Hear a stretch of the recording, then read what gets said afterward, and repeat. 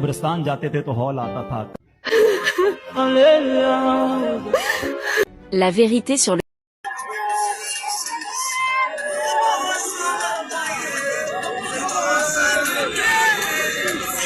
L'arrivée imminente du cortège présidentiel Paul Kagame à Kigali et le président ivoirien Alassane Ouattara rend un vibrant hommage à son homologue Paul Kagame.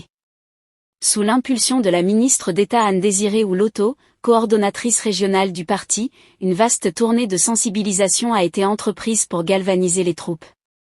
Le délégué départemental a présenté cette rencontre comme un moment déterminant pour la consolidation et l'orientation stratégique du parti. Il a également tenu à saluer la mobilisation remarquable observée lors du pré-congrès de Giglo, y voyant Alassane Ouattara rend un vibrant hommage à Paul Kagame. Depuis le 16 juin 2025, des publications partagées massivement sur WhatsApp, Facebook et Telegram affirment que le président du Rwanda, Paul Kagame, aurait été remplacé à la tête du pays par son premier ministre, Edouard Ngirente, en raison d'une. Les mentions d'une cérémonie présidée par le Premier ministre à la place de Kagame, bien que vérifiables, ne signifient pas automatiquement une incapacité ou un intérim. Les absences ponctuelles du président ne sont ni rares ni alarmantes.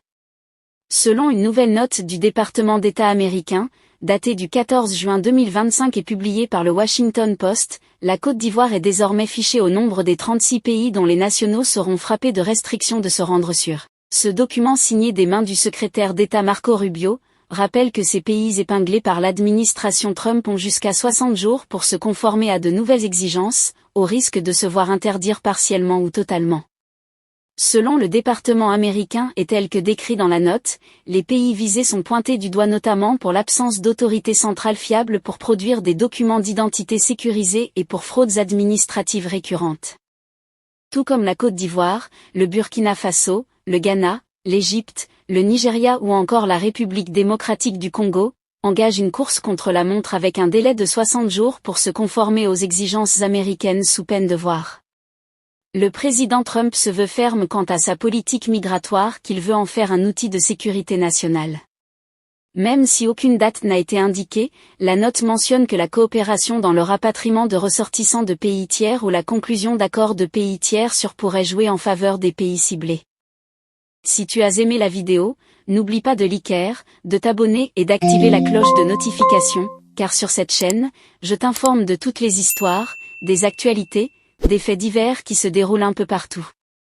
Rejoins-nous en t'abonnant et à très bientôt pour une nouvelle vidéo. Votre soutien est essentiel et nous vous en sommes très reconnaissants car ceci nous permet de créer plus de contenu pour vous et de faire aussi agrandir la chaîne d'Étoiles du Blanc.